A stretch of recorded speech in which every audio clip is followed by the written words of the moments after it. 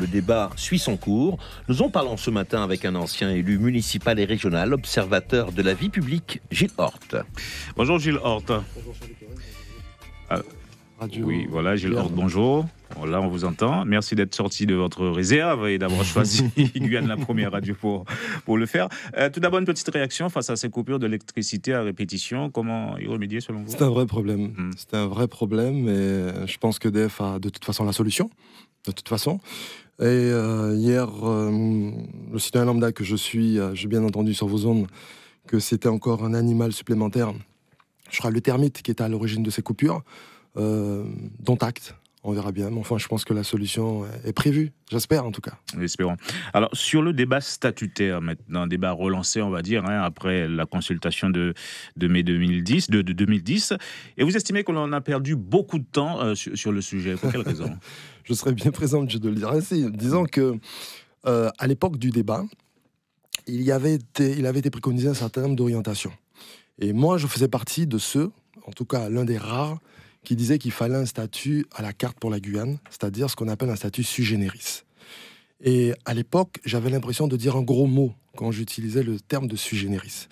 Et voyez-vous, je suis aujourd'hui ravi de constater que de plus en plus d'observateurs avertis, de plus en plus de décideurs vont petit à petit, tout doucement... À la carte, c'était peut-être un peu flou dans la tête de beaucoup. Non, parce que... Non, lorsqu'on dit à la carte, que je m'explique, c'est-à-dire que... je vous donne un exemple simple. Vous souhaitez construire une maison, acheter une voiture, vous constituez une famille. Vous avez l'objectif de rester de vous et votre partenaire. Vous allez donc avoir une maison, un pouvoir d'achat, une voiture qui correspondra à ce que vous souhaitez, c'est-à-dire à 2 personnes. Maintenant, si vous souhaitez avoir une famille de 4, 5, 6 ou 10 enfants, vous allez donc mettre les moyens en œuvre pour pouvoir répondre aux exigences, aux besoins d'une famille de 8, 9, 10 enfants. Moi, ce que je disais à l'époque, c'était au lieu d'aller vers un statut qui va de toute façon à un moment ou à un autre nous étriquer, pourquoi ne pas raisonner autrement ? C'est-à-dire mettre en place un projet de société. Un vrai projet de société qui s'inscrive dans les 10... C'est ce qui se fait en ce moment. Absolument. On élabore un projet Guyane, ensuite on choisit le statut qui va avec. Ouais, dans 10, 15, 20 ans. Et c'est exactement ce qu'on avait dit à l'époque. En se disant, pourquoi pas déjà élaborer ce projet avec des axes de développement qui soient parfaitement fléchés. Et à partir de ce projet, nous définissons donc le type de statut qui serait le mieux adapté pour l'exécution de ce projet et ne pas faire l'inverse. Ça relève du bon sens et du pragmatisme. Et comme vous dites, aujourd'hui, c'est exactement ce qui est en train de se faire. C'est-à-dire que nous, on l'avait écrit. Oui. Donc on a perdu quasiment 10 ans. Je ne dis pas ça. Ouais. Non, il ne faut pas blâmer les choses. Les choses sont ce qu'elles sont. Il y a des choix qui doivent être faits. Ces choix ont été faits à l'époque, mais je ne critique rien. Je dis juste seulement, c'est qu'à l'époque, nous avions peut-être pas tout à fait tort, et en disant, il faut le projet d'abord, et ensuite on voit quel type d'articulation juridique, administratif, etc., financier, quels sont les outils. En fait, ce que je veux dire par là, et je l'avais martelé, énormément martelé, c'est que le statut n'est pas le projet. Le statut est un outil... Ça, je pense que tout le monde l'a compris. Maintenant, il faut l'exécuter. Ouais. Le statut est un outil au service du développement et pas l'inverse. Donc, vous nous dites que votre contribution au débat actuel figure dans ce petit fascicule-là que nous présentez ? Je pense. C'est-à-dire que le travail que nous avions fait... Vous le présenter encore ? Oui, bien sûr. Le travail que nous avions fait à l'époque, c'était le titre, c'est un avenir pour la Guyane, des défis et des hommes, un projet de territoire.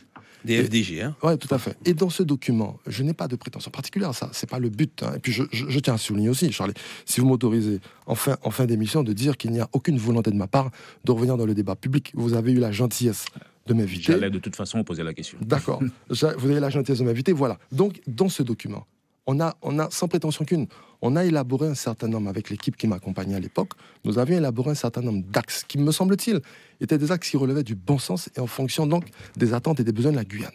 Donc, je pense qu'il y a une ébauche sérieuse, une ébauche de travail sérieuse qui est donc inscrite dans ce document. Fabrice Craig. Pas de retour dans le débat public, donc pas de recherche de postes politiques, visiblement, mais avez-vous, puisque vous parlez de projet avant d'avoir un statut, participé aux États généraux qui se déroulent en ce moment ? Avez-vous donné des idées, des prérogatives pour les assises de l'outre-mer ? Qu'avez-vous fait ? Alors, comme on l'a dit en préambule, je suis un observateur, je suis un citoyen lambda. Donc, mais les citoyens lambda étaient invités justement à ces États généraux. Et j'ai porté cette contribution. J'ai porté une contribution écrite que je pourrais vous faire parvenir, où effectivement je reprends en grande partie ce que nous avions élaboré. Et me semble-t-il aujourd'hui, au-delà du débat public, il me semble, ça c'est un point de vue qu'on peut discuter, il y a 2 axes, me semble-t-il, sur lesquels on doit fondamentalement et en urgence se positionner. Le premier axe, c'est la formation des hommes. On le dit, mais je vais sur quelque chose de beaucoup plus précis. Il faut un programme de formation qui soit fléché. De quoi avons-on besoin aujourd'hui en Guyane pour les 5, 10, 15 ans? L'éducation, la santé, le développement des activités primaires, l'agriculture, l'export, etc. Formons les femmes et les hommes de ce territoire. Et puis nous les formons avec une obligation de revenir dans le territoire pour pouvoir mettre à profit ce pourquoi ils ont été formés. C'est de ça dont on a besoin. Ça, c'est le premier volet. Donc un vrai plan de formation fléché. Et sur un deuxième volet, on ne peut rien faire, messieurs, dames. On ne peut rien faire si on n'a pas les moyens, si on n'a pas les capitaux. Ça veut dire qu'il faut rechercher les moyens. Il faut rechercher les capitaux. Donc, j'avais eu l'idée à l'époque, avec ceux qui m'entouraient, de dire, mais pourquoi n'allons-nous pas chercher ce qu'on appelle les business angels? Ce sont des gens à travers le monde, à travers la planète, qui cherchent des niches d'activité avec un potentiel rapport valeur ajoutée extrêmement pertinent, intéressant et structuré. Ce sont des gens qui sont prêts à venir travailler en Guyane. Ils sont prêts à le faire, à condition qu'on aille les récupérer, qu'on aille les chercher, qu'on leur vende le produit Guyane et qu'on leur dise, voilà, sur ce territoire, il y a des gens de bonne volonté. Il y a des gens qui veulent travailler. Il y a des gens qui sont vraiment amoureux de ce territoire, fondamentalement amoureux de ce territoire, et qui veulent juste qu'on leur apporte les capitaux, les ressources nécessaires pour qu'on mette tout ça en mouvement. Et je crois que sur ces deux axes, nous pourrons déjà ouvrir quelques pans non négligeables qui pourraient nous permettre de sortir de la formation, recherche de capitaux. Des idées de Gilles Horte. Véronique Betts. Donc justement, des idées de Gilles Horte, qui n'est donc pas un futur politique, puisque vous l'avez encore précisé il y a quelques instants, il n'y a pas d'ambition politique là-dedans. Vous considérez donc observateur, intellectuel guyanais, mais vos propositions, on en fait quoi? On les trouve comment? Et vous les donnez à qui? Écoutez, à tous ceux qui sont intéressés, tous ceux qui sont aux affaires. Moi, je suis disposé à remettre ce document de référence. Je suis disponible pour rendre également les écrits que j'ai élaborés. Et je pense que tout citoyen qui aime ce territoire, qui observe ce qui s'y passe, porte une contribution d'une façon ou d'une autre. En tout cas, la mienne, elle est à ce niveau-là. Et tous ceux qui sont intéressés pour les avoir, moi, je les mets à leur disposition. Il y a encore pas mal de... Mais le public n'avait pas pris en compte votre document à l'époque? Certainement que oui, certainement que non. Je n'en sais rien. En tout cas, le résultat, il est là. Ce document est encore présent. Je pense qu'il est encore d'actualité. Et pour toutes celles et ceux qui veulent s'en inspirer, qui veulent constituer une source de réflexion et de travail autour de ce document, vous pensez bien que je suis tout à fait disponible à leur donner, tant qu'ils le veulent, à qui de droit. Malik. Oui. Gilles Horte, pourquoi ne pas vouloir justement replonger dans la vie politique? Malik, il y a un temps pour tout. C'est-à-dire que c'est un temps qui est révolu.